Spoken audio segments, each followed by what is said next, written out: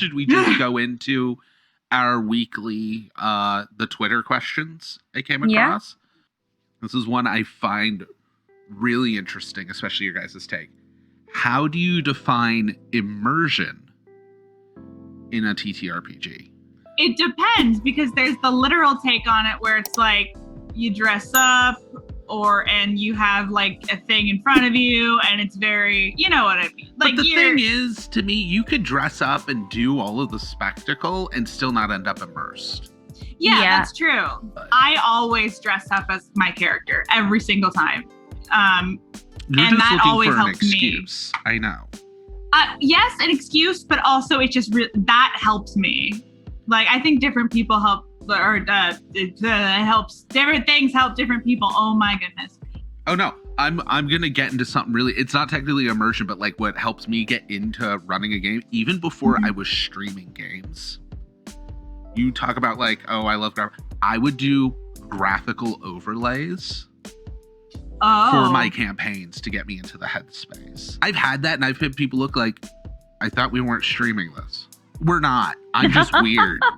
That's super cool. I think for me, immersion basically in TTRPGs as defined by me, it's when you're able to get out of your own personal headspace and be able to focus your energy into another world or something separate than your normal in real life. So it can mean a lot of different things for other people. Sometimes true, like immersion for some people is, I want everything to be super believable. I don't want any joking in between. I want everything just to be really, really, really focused and in the story. And then other people are like, I want it more relaxed because I want to not feel like I have pressure. I want to be able to be in a story, but I don't want to go too deep because I'm just not comfortable with that. And I think immersion is something that everyone has their boxes of like what they need to be immersed. For me, it's basically, I'm somewhere in the middle of, I like there to be a bit of focus, but some joking is okay. But if there's too much joking, then it pulls me out. I also have a music playlist that I get into to get myself in the zone. Music's great. If we didn't edit our stuff after the fact, I'd be running music. But that made editing a nightmare. So no. I will say, I was talking about like what I do when I prep. When it's actually in game, I count a session immersive.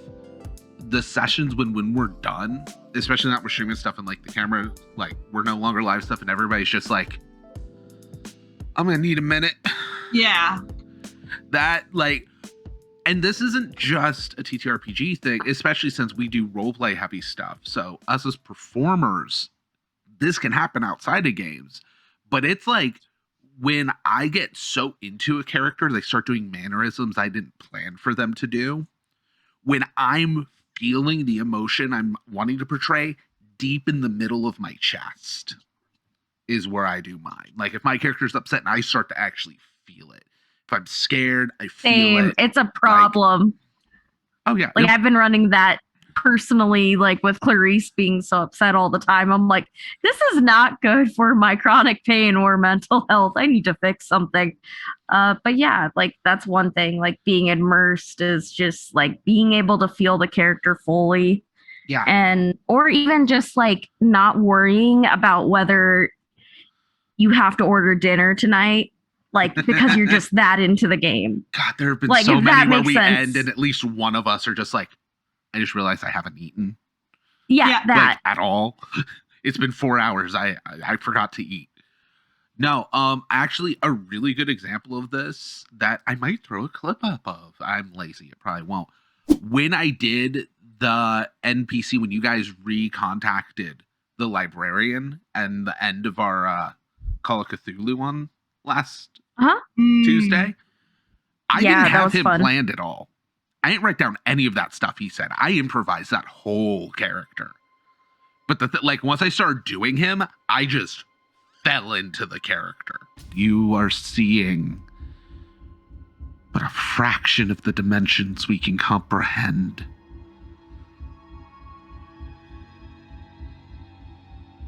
It is not of the material, and it does not care of the material. It can pass through barricades as if they were air. Where it was must be warded if it respects those walls. Because that magic permeates all dimensions. There is a brief moment, if it feeds, consuming the material, a glimpse of its true beauty will be seen. No, I agree. It's definitely fun. Like sometimes you can be almost too immersed because then it's like just everything is too intense and then you can get upset over things that normally wouldn't be upsetting.